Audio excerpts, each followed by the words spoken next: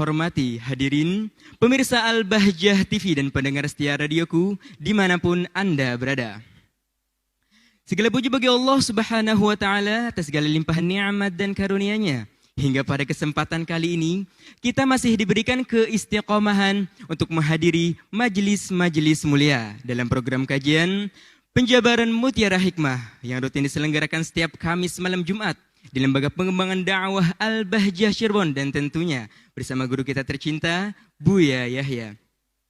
Yang mana insyaallah pada kesempatan kali ini kita telah sampai pada hikmah yang ke-70. Namun sebelum itu, mari kita persiapkan hati dan pikiran kita untuk mendengarkan ilmu-ilmu yang akan beliau sampaikan. Langsung saja kepada guru kita tercinta Buya Yahya, dengan segala hormat kami persilahkan. Allahumma sholli ala Sayyidina Muhammad. Allahumma sholli ala Sayyidina Muhammad. Udhkurus salata ala Nabi Muhammad.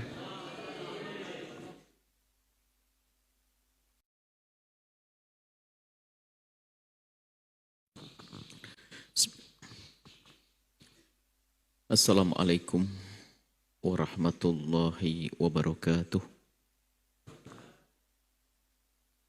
Alhamdulillah wa syukru lillah.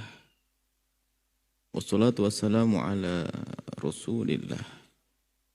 Habibina Sayyidina Muhammad ibn Abdullah wa ala alihi wa ashabihi wa mawalah.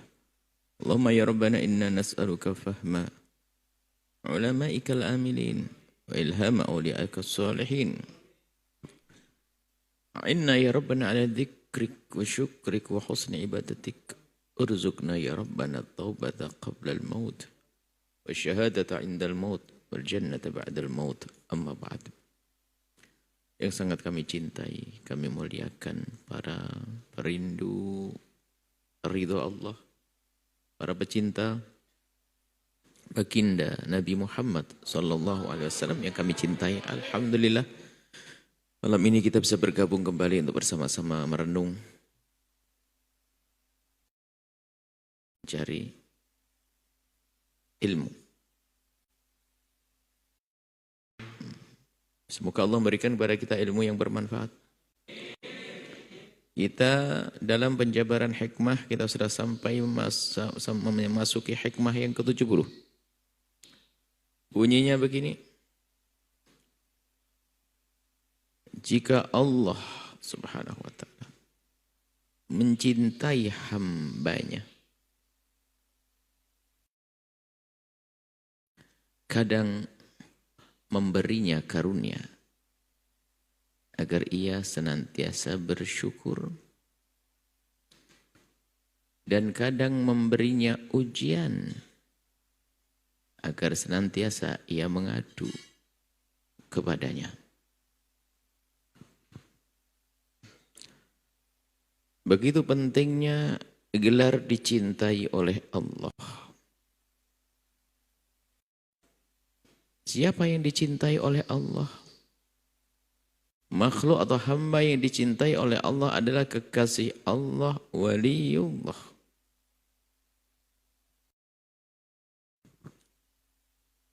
Kalau sudah seorang hamba dicintai oleh Allah, maka Allah tidak akan menghukumnya kelak. Allah akan muliakan di akhirat, di surga tertinggi. Itulah makom di dunia yang sangat dikejar dan dicari oleh para hamba-hamba perindu ridha Allah. Makom tinggi, makom wilayah, makom Habibullah. Makom menjadi hamba yang dicintai oleh Allah. Dengan bermacam-macam usaha. Meningkatkan ibadah yang fardu, kemudian melakukan yang sunnah, sampai Allah mencintainya seperti disebutkan dalam riwayat hadis qudsi. Kalau seorang hamba sudah dicintai oleh Allah, maka Allah akan menjadi matanya, menjadi tangannya, menjadi kakinya untuk melangkah. Makna menjadi tangan, menjadi matanya artinya apa? Pandangan hamba tersebut senantiasa dijaga oleh Allah. Tangannya tidak akan digunakan atau digerakkan kecuali untuk yang diridhoi oleh Allah. Seperti yang pernah kita hadirkan pada hikmah sebelumnya. Tanda hamba dicintai oleh Allah itu mau bermaksiat susah. Biarpun sudah direncanakan gagal.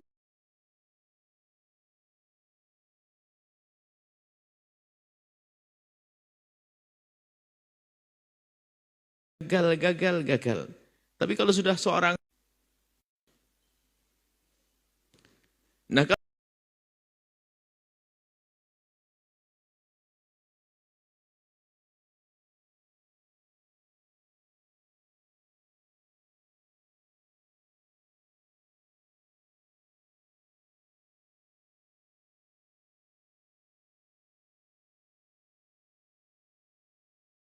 kalau seorang hamba sudah dicintai oleh Allah,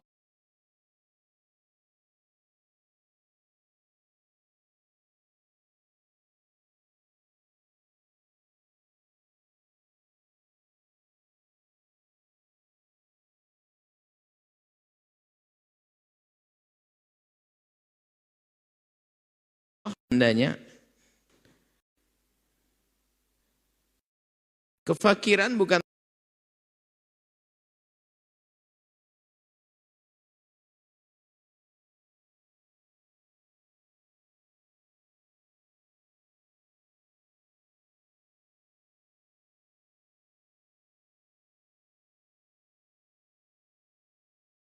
tanda kalau Allah murka kepada Nabi Ayub.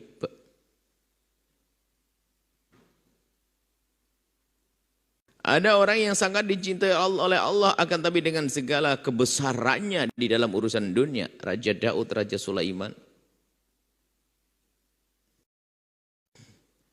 Artinya seorang raja pun bisa menjadi penghuni surga tertinggi.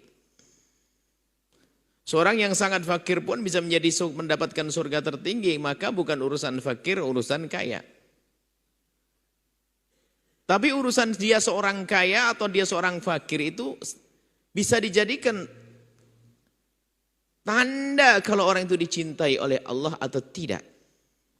Bukan di saat diberi kekayaan langsung tanda dicintai. Oh bukan dari sisi itu. Akan tapi bagaimana sikap seseorang di saat mendapatkan dari Allah kenikmatan atau mendapatkan ujian. Disitulah tampak kekasih Allah.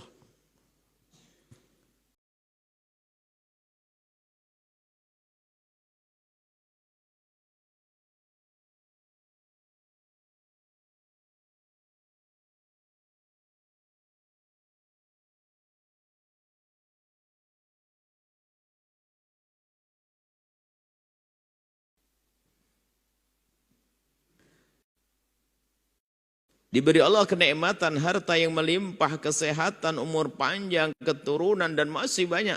Segala kebaikan-kebaikan Allah berikan kepadanya karena memang dia kekasih Allah. Maka kenikmatan yang Allah berikan kepadanya menjadikan dia semakin dekat kepada Allah. Dan di sana alangkah banyaknya orang terlena di saat diberi kekayaan lupa kepada Allah.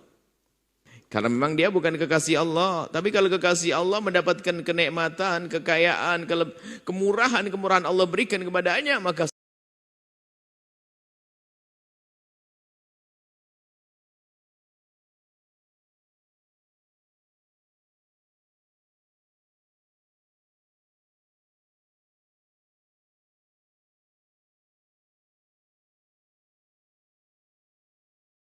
sesungguhnya dia semakin dekat. Beruntunglah dia. Dengan kekayaannya beruntung, tapi si gagal, si hamba yang terpuruk, si hamba yang celaka, mendapatkan karunia dari Allah justru malah menggunakan karunia tersebut untuk sesuatu yang Allah murkai. Itulah orang yang mendapatkan bagian inna adzabi lasyadid. Inna azabi lasyadid, mendapatkan siksa pedih dari Allah karena dia tidak mensyukuri karunia. Dan ingat, kalau Allah berikan kepada hamba karunia itu sesungguhnya seolah-olah karunia itu berbunyi begini. Hei hamba Allah, aku diutus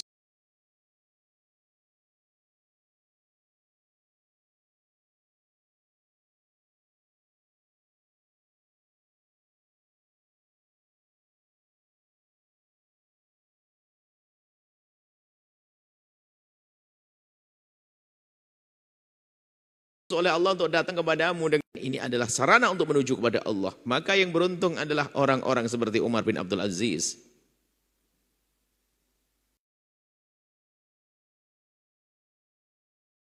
Yang beruntung adalah orang-orang yang seperti itu. Yang menyadari karunia-karunia lalu yang gunakan untuk yang Allah ridhai.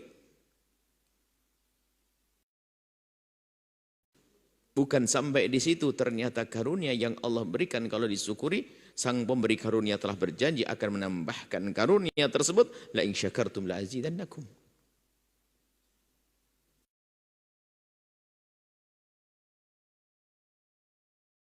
Kemudian di antara tanda hamba yang dikasihi dan dicintai oleh Allah adalah dia si fakir. Hamba yang dirundung dengan duka. Hidupnya terjepit dengan kesusahan. Akan tapi Allah uji dengan itu semua. Tidak menjadikan mereka jauh dari Allah justru. Dengan itu semuanya ia semakin banyak mengadu dan mengadu. Mengadu dan mengadu kepada Allah. Mengadu memohon kepada Allah. Ada hamba yang seperti itu.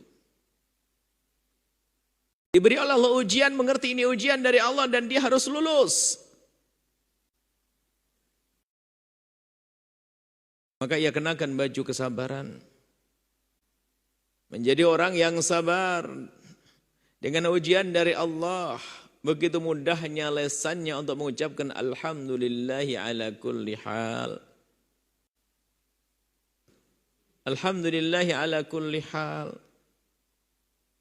Yang diuji dengan ujian mengucapkan alhamdulillah masih memuji Allah, bangga, Allah senang. Yang diberi Allah karunia pun bersyukur, alhamdulillahilladzi bi ni'matihi tatimmus shalihat.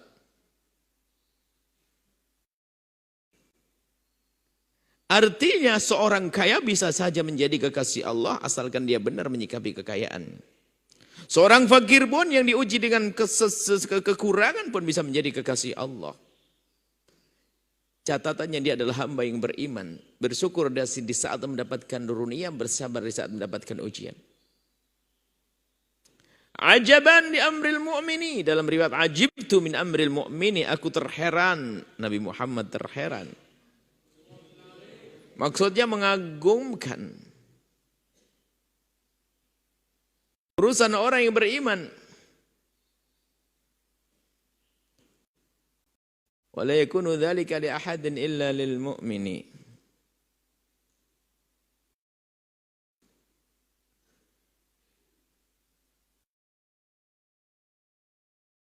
Wala yakunu dzalika illa lil mu'minin. Aku mengherankan dengan satu hal yang itu tidak, yang mengherankan urusan orang beriman.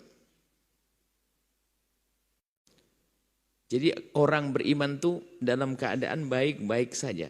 Iman sambung dengan Allah. In asabathu sarra'u, kalau ia mendapatkan kegembiraan, karunia, kebaikan, maka yang ia lakukan syakar, dia bersyukur, kana khairan lahu, menjadi lebih bagus bagi orang tersebut. Di saat mendapatkan karunia dari Allah, ia bersyukur. Beruntunglah bagi dia, keberuntunganlah bagi dia. Wa in asabathu dharra'u, kalau mendapatkan bencana, musibah, petaka, sabar, ia bersabar, kana khairan lahu, maka itu menjadi baik baginya. Menjadi baik baginya. Orang yang beriman selalu beruntung. Beruntung di saat mendapatkan karunia, bersyukur akan Allah lipat gandakan pahala, lebih dari itu Allah akan lipat gandakan kenikmatan dan Allah akan berikan pahala yang berlipat-lipat. Begitu juga di saat seorang hamba diuji dengan ujian kekurangan, kemudian dia bersabar, Allah pun akan angkat derajat. Bahkan Allah menjanjikan orang bersabar adalah nggak pakai hitung-hitungan, pahalanya adalah suka apa yang kau inginkan, Allah.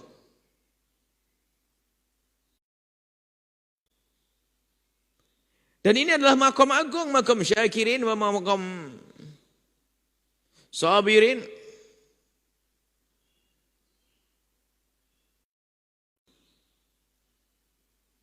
Mana yang lebih bagus di antara keduanya? Makom sabar atau makom syukur? Jawabnya adalah tergantung bagaimana kita menyikapi keadaan tersebut. Jika dia orang kaya yang mensyukuri karunia Allah yang Allah berikan kepadanya lalu menggunakan kekayaannya untuk Allah dan di jalan Allah, maka jelas dia lebih bagus.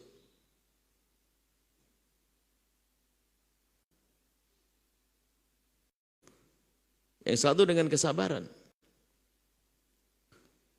Dengan kesabaran mendapatkan ujian, sabar. Inilah yang harus kita sadari bahwa semua yang Allah berlakukan kepada kita ini tinggal bagaimana kita menyikapinya.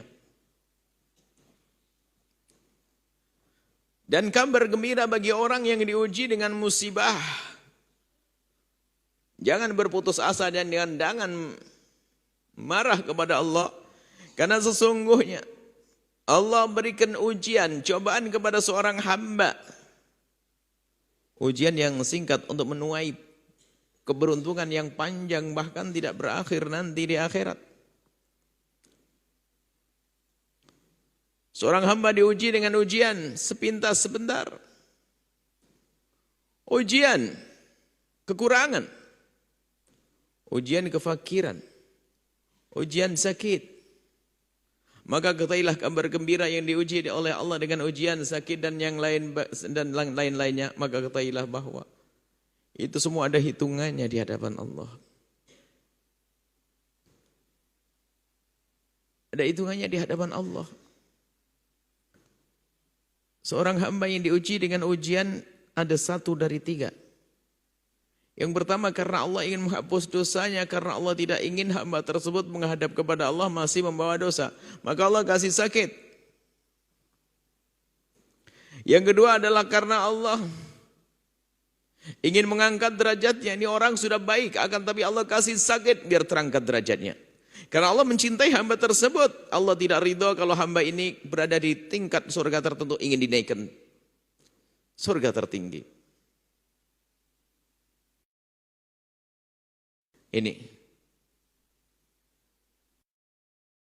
Yang ketiga adalah karena Allah ingin menyiapkan pahala yang besar nanti di saat menghadap kepada Allah.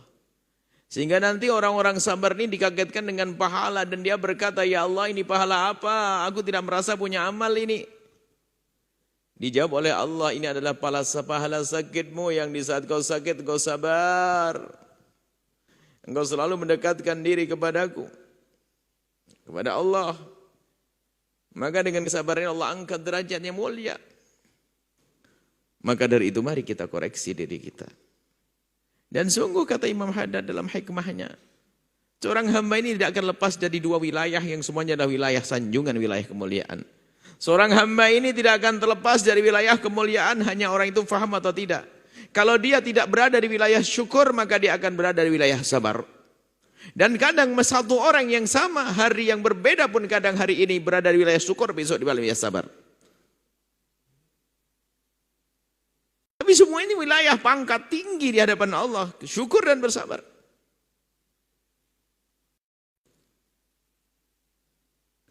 Allah jika mencintai seorang hamba, Allah berikan karunia dan Allah mudahkan dia untuk berbuat baik. Allah mencintai seorang hamba dengan diuji. Sampai dalam riwayat disebutkan bagi Nabi menyebutkan, "Innallaha idza ahabba 'abdan ibtalah." Allah kalau mencintai hambanya akan diuji. Tapi ujian yang Allah berikan untuk mengangkat derajat hamba tersebut.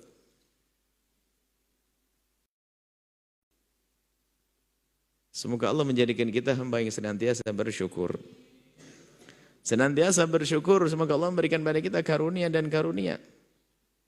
Biarpun pahala sabar itu tinggi, kita nggak boleh minta petaka dan bencana, nggak boleh. Biarpun pahala sabar adalah tinggi, orang nggak boleh minta kepada Allah agar diberi sakit, tidak. Akan tapi dengar Allah mengajarkan kepada kita agar kita memohon hal yang baik. Baik urusan di dunia atau urusan di akhirat. Doa yang diajarkan dalam Al-Quran. Rabbana atina fid dunya hasanah. Ya Allah, berikan kepada kami di dunia dengan kebaikan. Wa fil akhirati hasanah. Dan di akhirat ada dengan kebaikan. Untuk memohon, mohonlah kita kebaikan.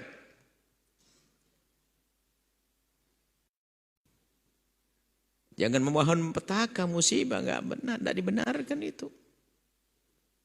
Seolah-olah sombong banget, pasti dia sabar. Dan biasanya orang yang memohon dengan seperti itu justru karena dia marah kepada Allah. Sehingga tidak minta yang baik. Yakini Tuhan kita Allah adalah Maha Kuasa dan Allah Maha Pemurah.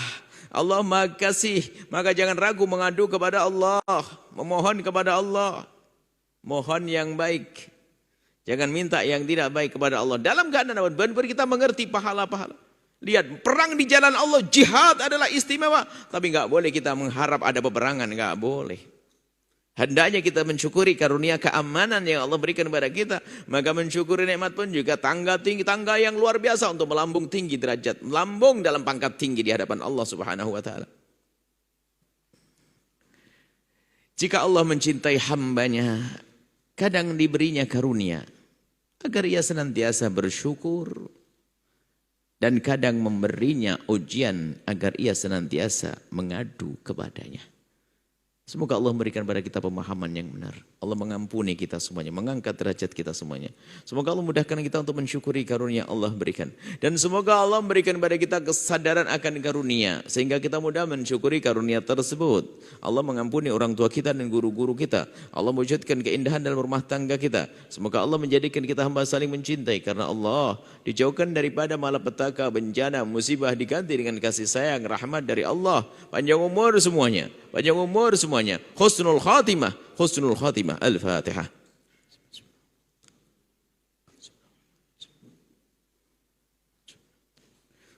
Terima kasih. Mohon maaf untuk selalu memberi taufik wal hidayah. Wassalamualaikum warahmatullahi wabarakatuh. Waalaikumsalam warahmatullahi wabarakatuh. Syukron jazilan kami haturkan kepada guru kita tercinta Buya Yahya. Semoga apa yang beliau sampaikan dapat menjadi ilmu yang bermanfaat dan dapat kita amalkan dalam kehidupan sehari-hari. Amin, amin, ya rabbal alamin.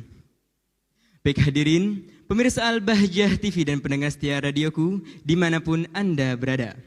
Demikianlah majelis kita pada kesempatan kali ini dan jangan lewatkan. Kami akan kembali hadir bersama Anda besok malam dalam kajian Nasihat untuk Santri yang rutin diselenggarakan setiap Jumat malam Sabtu di Lembaga Pengembangan Dakwah Al-Bahjah Cirebon tentunya bersama guru kita tercinta Buya Yahya. Akhirnya saya Muhammad Rahmatan selaku pembawa acara beserta kru yang bertugas mengucapkan syukron jazilan atas perhatian Anda. Mari kita tutup majelis kita pada kesempatan kali ini dengan pembacaan doa kafaratul majelis. Subhanakallahumma wa bihamdika asyhadu an la ilaha illa anta astaghfiruka wa atubu ilaik. Wassalamualaikum warahmatullahi wabarakatuh.